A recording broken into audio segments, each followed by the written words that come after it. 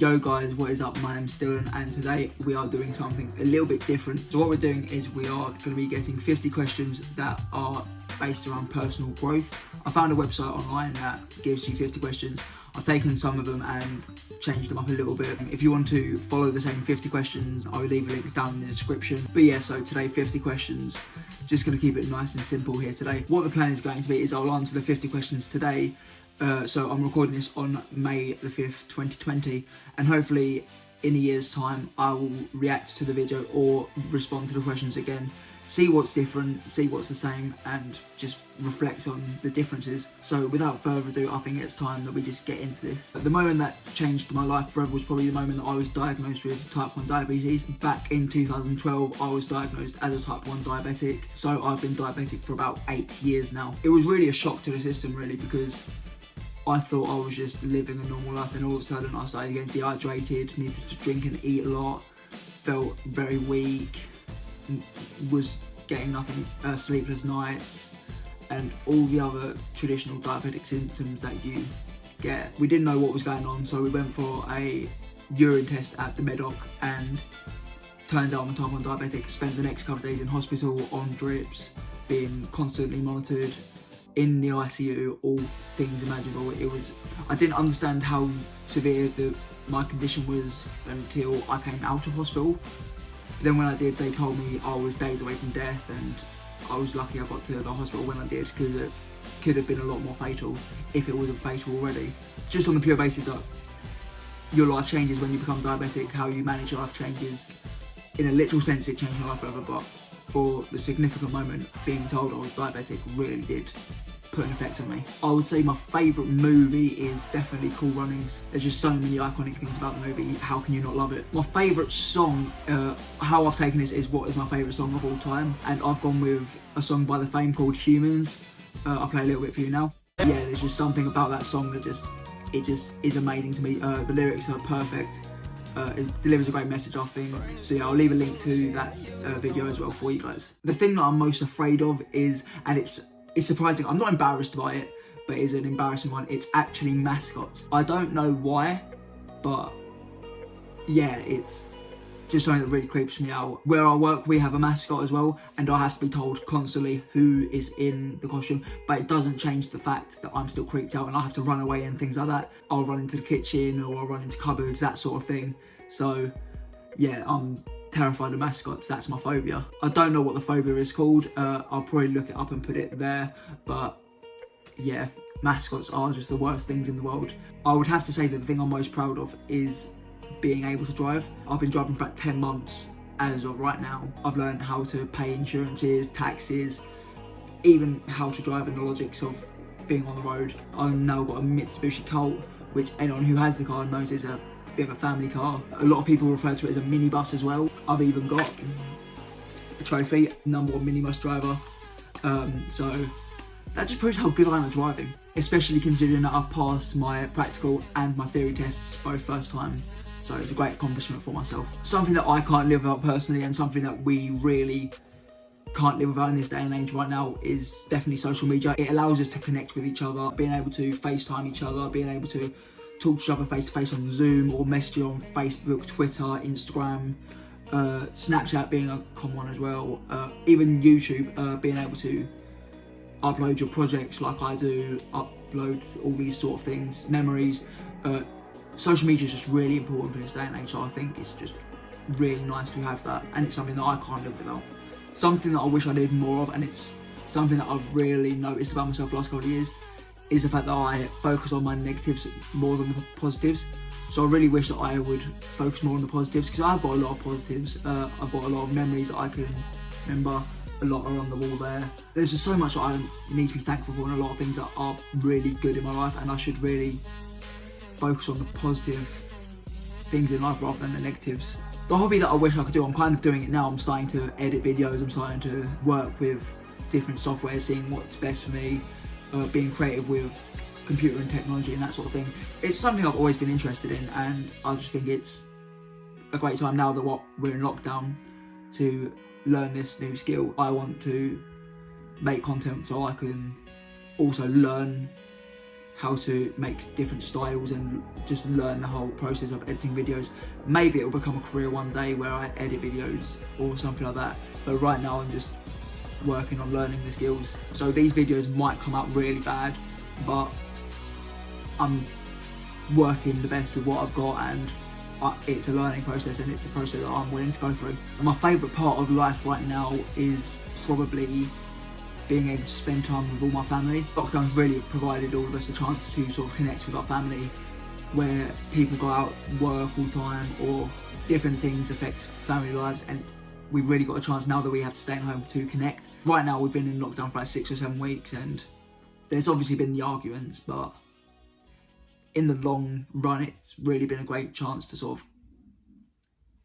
of connect, and it's nice. See, I'm not really good at answering these sort of questions on the spot, like working out where I want to be in 5 years, 10 years, anything like that. At my age, a lot of people at university, they're getting on with their careers. I don't know what I want to be yet, so I think it would be nice to have finally worked out what I want to be and have made a start in it.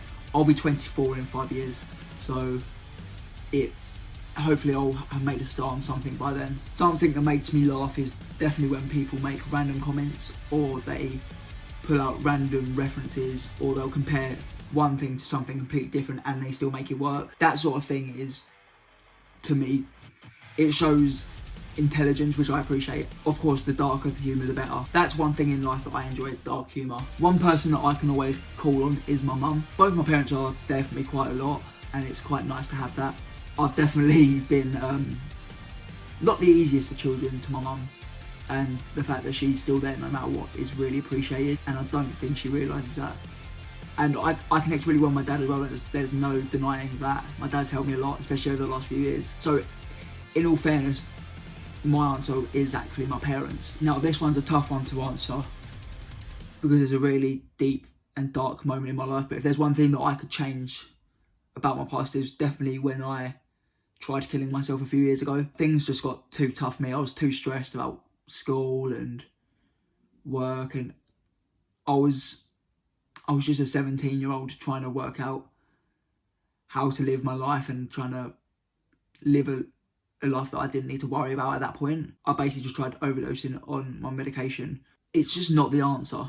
It's not the way to go out, and I'm so glad that I know that now. I'm also glad about the skills I know to prevent myself from getting back into that position. It's hard to think about, it's hard to really talk about, especially on an open forum like this. It's one of those life-changing moments that really I wish I could go back and just stop myself from doing. One thing that I would definitely change in the world right now is this pandemic. It just needs to go. I just want people to get back to their normal lives. Professional wrestling, it's something that I've always enjoyed. I'm definitely more into storylines than the actual wrestling itself though, and that's just a personal thing for me. I love booking storylines. I like working out what's next for particular people, the unpredictability, and I think that's what excites a lot of people with professional wrestling. I would love to be a professional wrestler. I'm not all into the idea of wrestling itself. So I'm more of a storyline person, so I suppose then my dream career would be to be a story writer for a wrestling company or anything of that capacity. It'd just be incredible. How cool would it be? One bit of advice that I would give to my younger self would definitely to not worry about other people's opinions, and especially what they think. I was so obsessed with what people thought about me, and I absorbed every thought and tried to change myself to what people thought. It mattered so much to me what people thought, and it doesn't, it shouldn't. And I know that now. But everyone's allowed to be themselves. Over the last couple of years, what I've been through, it definitely sprung into mind that it is all about what you want, and what it doesn't matter what anybody else wants from you. The last time I did something that I was afraid of was probably the Fort Amherst Fright Night. I wasn't scared at the event. The event itself was quite disappointing, but I was definitely scared building up to the event, and I think it was natural nerves because you didn't know what to expect. It was my first time going, so I didn't know what was going to happen. It was a good night though. It was still a good night. Things I do to relax, it's quite simple really. It's just stuff like go on drives, listen to music, talk to my friends, play Xbox, all the basic things really that help people to relax. A long shot that I took that really paid off was when I applied for my current job on the second time. So I applied before and they simply rejected me on the first hurdle. Then I applied a few months later after being nagged by one of my friends, basically got the job, got through all the steps. They actually told me after my trial shift that I had not got the job, and later on that week they then told me that they told the wrong person that they got the job. So they basically switched it around, and then I went back and got trained up, and I'm still in that job and I really enjoy it still. I want to go back. One thing that I'm tired of hearing of, and I'm sure that everyone is going to have this answer right now, and it's coronavirus. It's because it's the only thing that matters right now. It's the sole focus of everyone. We want to get rid of it and we have to put all our attention to it, but I'm still tired of it. One thing that I would definitely change about myself that is so life consuming is the fact that I'm a diabetic. It affects your life so much that you don't realise. It's just a limitation that I wish I didn't have. I'm not somebody that likes to name names. I'm not somebody that is petty. People that disrespect me are those that lose my respect. People that disrespect how I feel about things. People that disrespect me when I give so much to them, they don't get my respect or they lose it a lot. One thing that I hope never changes is the amount of appreciation that health services around the world are getting. It's something that needs to be done for all sort of things. How they treat cancer patients, diabetics, mental health, all these sort of services that they provide needs recognition, and I think it's something that should be continued after the pandemic. My favourite place to visit, I would have to say, is London. I went there a few times earlier this year before we was in lockdown. I went to the zoo, I went to different galleries, I went to indoor golf. Being able to do things like that over the last few months, just been so fun. It's just memories you have forever, and it's just great. And for that reason, I would love to live in London. It's just closer to those sort of things. It's not so far from where I live right now. It's about an hour away when you commute, so I can still come and see family as well. Plus I'll be closer to my football team, Chelsea. And if there's any events happening in arenas, I'll be closer to them as well. Something that I'll make a scene about that happens is when there's marketing campaigns happening in high streets and stuff like that, and they have a mascot with them. Yet again, feeding into my phobia, I can't deal with mascots at all. So if there's any mascots giving something out as part of a campaign or anything like that, I will ask to go a different route. I will try and avoid that mascot at all costs, and I will make a fuss. I even make a fuss when I'm on the job and they bring the mascot out. It just doesn't click with me.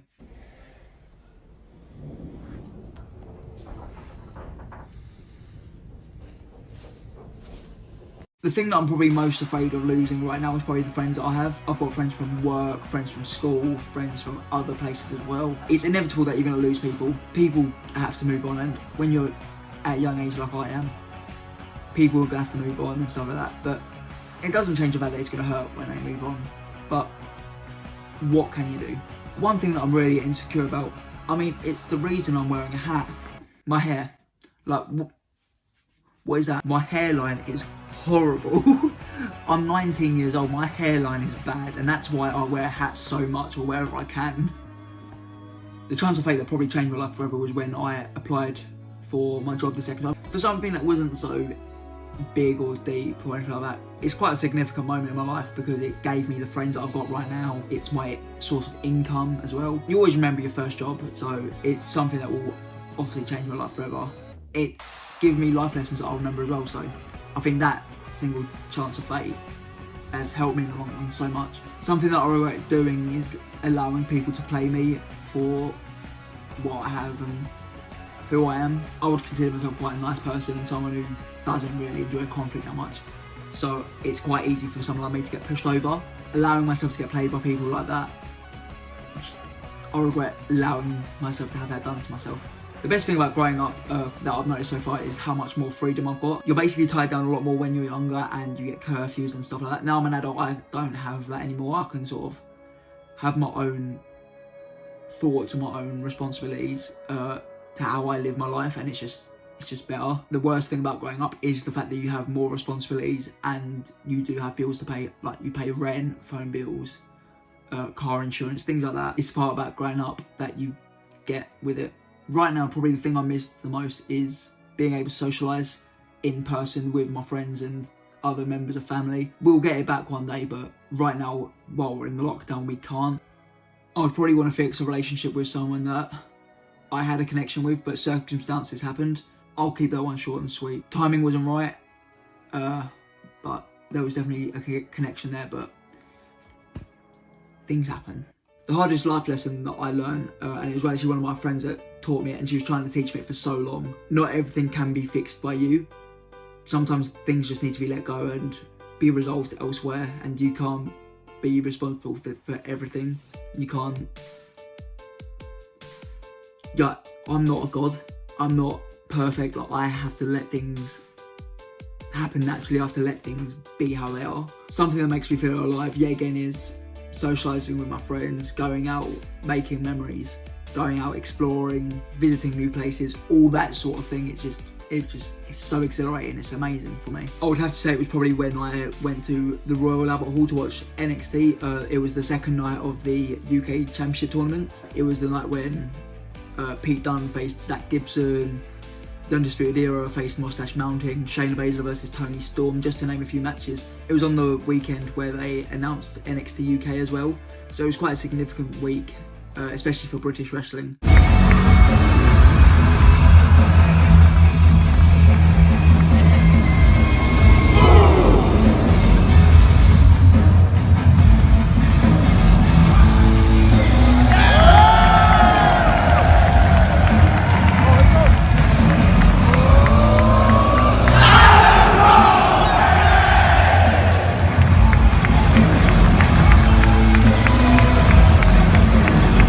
People that inspire me are people that have known cases of mental health and they battle through it and they come out the other side and absolutely succeed.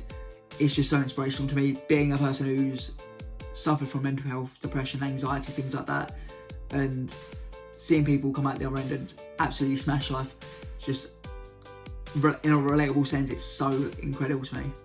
A good life would be a life that I can look back on and feel satisfied about everything I've accomplished. So I want to be able to look back and basically just be happy with what I've done. One thing that I took for granted was freedom of life and being able to go and do what I wanted, something that we can't do right now. But with time, obviously we'll get there, and yet again, we'll all see each other one day.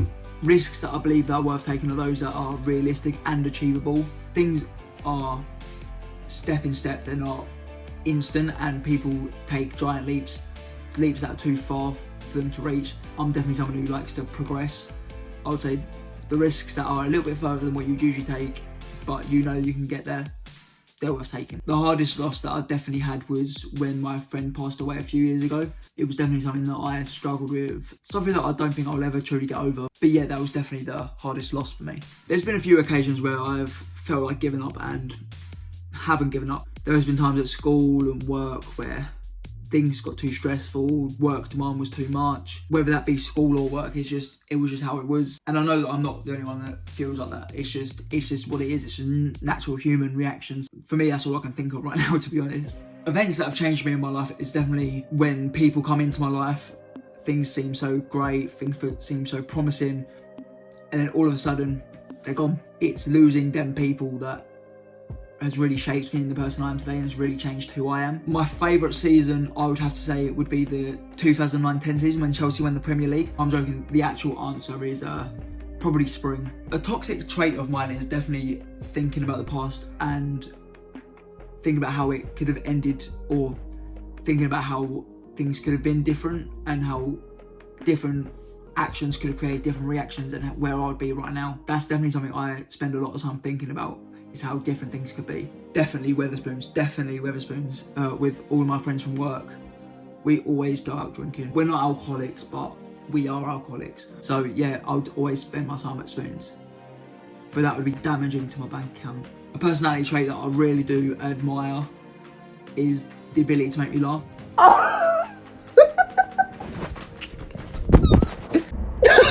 My closest call, yet again, would have to be probably my suicide attempt. I don't have to say much more about that. If I died, I'd want to be remembered as somebody who tried his hardest with everything that he tried to do and wanted the best for everyone. Having that sort of legacy would be just great. So there we go, there's 50 questions. I hope you did enjoy this video. Once again, if you want to follow any of my social medias, I'll leave a link down in the description for all of those, including my Snapchat, TikTok and Twitter. So if you enjoy this style more than the episodes, then leave a like, why not? Subscribe if you want to see more bare average content. I don't know why you'd want to see more, but if you want to see more of this face, you can if you want to. Yeah, that's going to do it all from me. I'll catch you guys next time.